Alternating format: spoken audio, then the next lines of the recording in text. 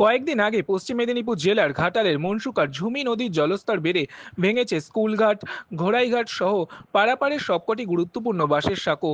জলস্তর বেড়ে প্লাবিত হয়েছিল মনসুকা 1 ও 2 গ্রাম পঞ্চায়েতের বিস্তীর্ণ এলাকা। জলে ডুবেছিল রাস্তাঘাট থেকে শুরু করে একাধিক ঘরবাড়ি সহ বিঘের পর বিঘে জমি। নৌকা ও ডিঙি করে চলছিল যাতায়াত। এই সাঁকো দিয়েই নিত্যদিনের স্কুল ছাত্রী থেকে সাধারণ মানুষের যাতায়াত ছিল। হুগলি জেলার সাথে পশ্চিম মেদিনীপুর জেলার কয়েক হাজার মানুষের যোগাযোগের একমাত্র মাধ্যম ছিল এই বাঁশের সাঁকো। সাঁকোগুলি ভেঙে যাওয়ায় কারণে বিচ্ছিন্ন ছিল যোগাযোগের ব্যবস্থা। বর্তমানে ঝুমি নদীর জলস্তর কিছুটা কমলে শুরু হয়েছে ঝুঁকিপূর্ণ নৌকা পারাপার। এই কারোরই লাইফ জ্যাকেট, যে কোনো সময় ঘটে যেতে পারে বড়সড় দুর্ঘটনা, নজর নেই প্রশাসনের। যদিও বেশ কয়েকবার নৌকা থেকে পড়ে আহত হয়েছে নিত্য যাতায়াতকারী থেকে শুরু করে স্কুল পড়ুয়ারা। আমি স্কুলে গেছিলাম, এবার বাড়ি যাচ্ছি, নৌকোতে করে এলাম। ঝুঁকিপূর্ণভাবে আর ঝুঁকি তো নিয়েই চলছে, ঝুঁকি নিয়েই তো জীবন। যে কোনো সময় তো দুর্ঘটনা ঘটে যেতে পারে। ঘটতে পারে, ঘটলে ঈশ্বরের হাতে, আর কি করব। লাইফ জ্যাকেট রয়েছে দিচ্ছে? হ্যাঁ, লাইফ জ্যাকেট রয়েছে ওখানে। লাইফ জ্যাকেট, এটা গ্রাম বাংলা, এখানে ওইসব কিছু থাকে না। এভাবেই চলছে ঝুঁকিপূর্ণভাবে। এইভাবেই চলছে, যুগ যুগ ধরে চলছে। এখন কত যুগ ধরে চলবে ভগবান জানে। ব্রিজ তো তৈরি হয়ে এসছে। হয়ে গেছে তো হয়ে গেছে, কবে হবে কি করে বলবো। স্থানীয় মানুষজন থেকে শুরু করে নিত্য যাতায়াতকারী মানুষের দীর্ঘদিনের দাবি ছিল মনসুকায় ঝুমি নদীর ওপর কংক্রিটের ব্রিজের। সেই দাবিকে মান্যতা দিয়ে তৎকালীন রাজ্যের পঞ্চায়েত ও গ্রামোন্নয়ন মন্ত্রী সুব্রত মুখোপাধ্যায় 2021 সালে 22শে জানুয়ারি মনসুকা ঝুমি নদীর ওপর ভগবতী সেতুর শিলান্যাস করেন।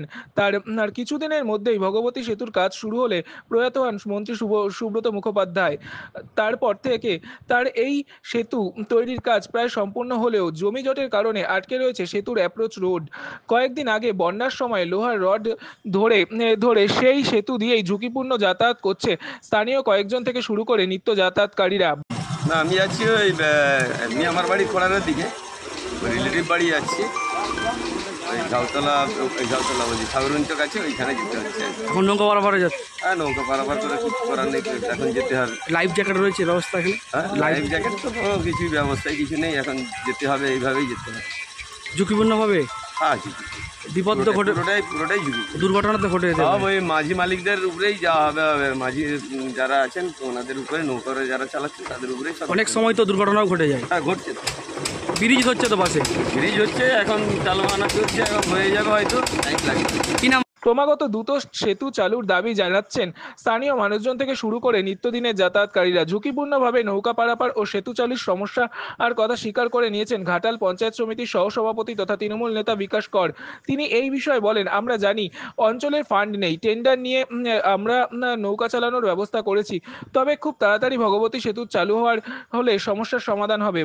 আমরা জানি খুবই দুর্ভাগ্য আমাদের যে হরকাবানে আমরা সবাই ভেসে গেছিলাম। ঝুঁকি জলস্তর অনেকটা বেড়েছিল, এখন কমেছে বলে সমস্ত যে বাঁশের সাঁকো কাঠের সাঁকো ছিল সেগুলো ভেঙে গেছে।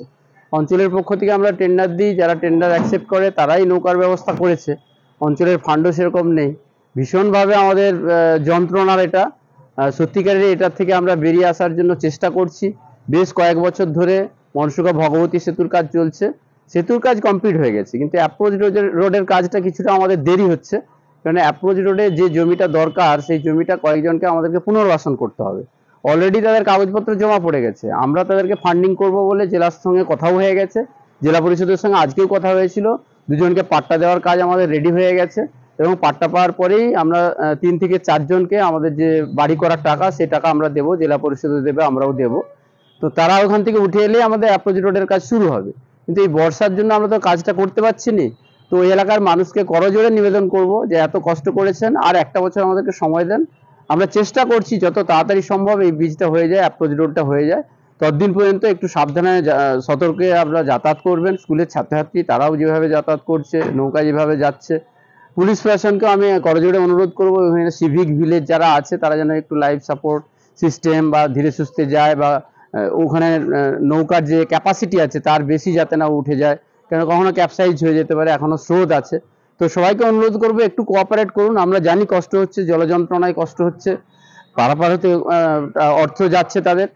আর কিছুদিন আমাদেরকে একটু সময় দেন। অনেকটা সময় চলে গেছে আমরা জানি, কিন্তু বিভিন্ন সমস্যার জন্য আমরা ভগবতী সেতুটা উদ্বোধন করতে পারিনি।